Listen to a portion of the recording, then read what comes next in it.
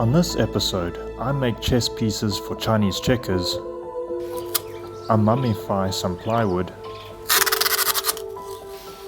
and I nearly make a big mistake.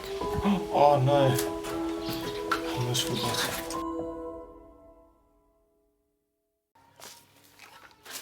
How's it, and welcome back to my channel. My name is Greg, and a client, after seeing my chess set build, asked if I could do a Chinese checkers set, but didn't want to use the marbles because of them being so awkward to pick up. So instead of sourcing pins for the pieces, I suggested making them out of epoxy using my chess pawn molds. But before I get into that, I wanted to focus on the more daunting part, the board. If you've already seen my 3D pattern Lazy Susans, you'll see how this design would be a bit more technical, and figuring out the spacings was a bit of a challenge. Firstly, I cut the board into a hexagon by setting my miter saw to 30 degrees and rotating the board after cutting each side left me with a nearly perfect shape.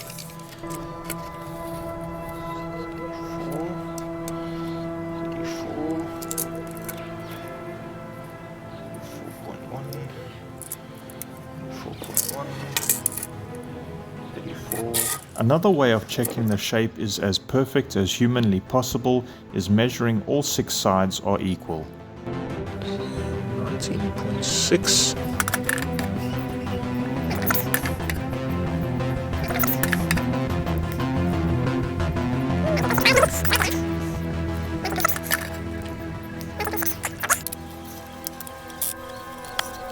What made me stress the most was the spacings for the pieces, so after looking at how these boards were set up, I connected all the corners to each other with masking tape and got everything ready that I needed.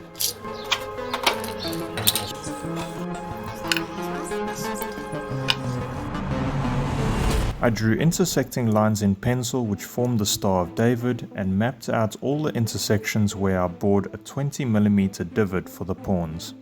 I will post a full video showing how I did the measurements for anyone interested.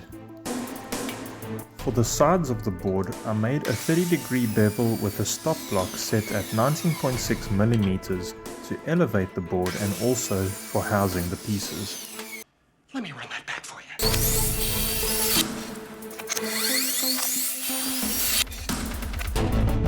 I then made a rabbet on all the side pieces for the board to sit on and cut them to the same height with my miter saw.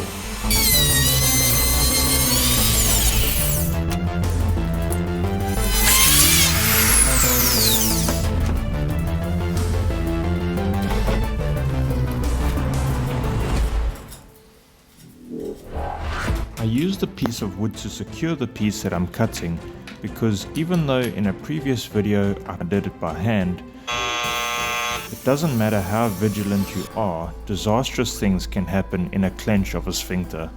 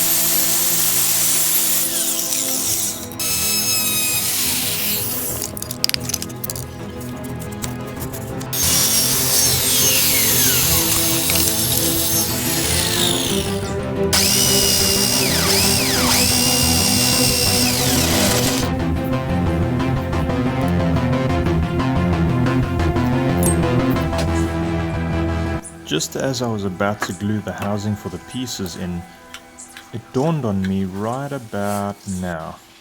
Oh no, I almost forgot. But now I need to get this cleaned out.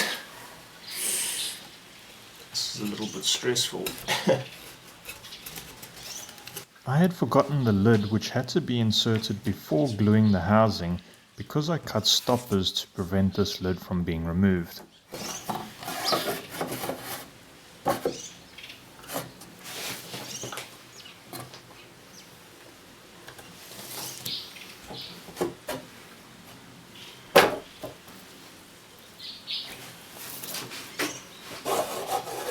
Now that crisis was averted, I put in some dowels as an extra security, as the housing frame will be upside down most of the time.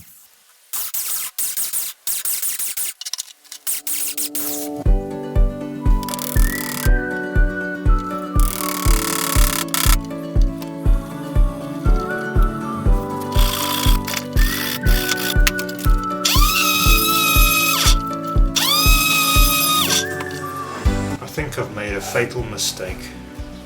How fatal? Maybe it's not fatal. I've got an oil underneath here. I should have oiled this thing before I glued it in place. I applied a few coats of Wood Arc 35 dark brown and just squeezed my brush in to get the bottom side of the lid. So the moral of the story is, seal moving parts before gluing them.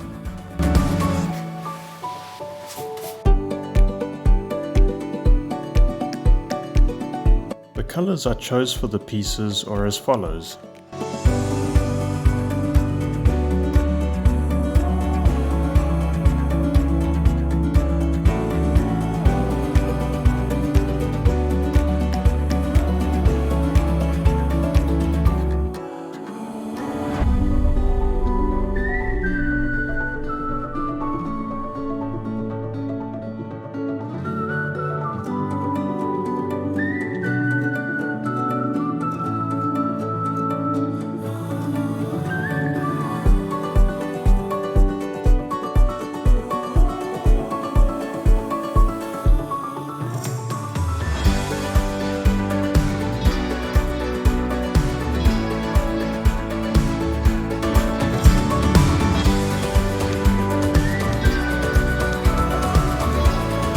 If you made it to the end of this video and enjoyed it, I would really appreciate your subscription, and if you have any suggestions, I would love to hear about it in the comments below.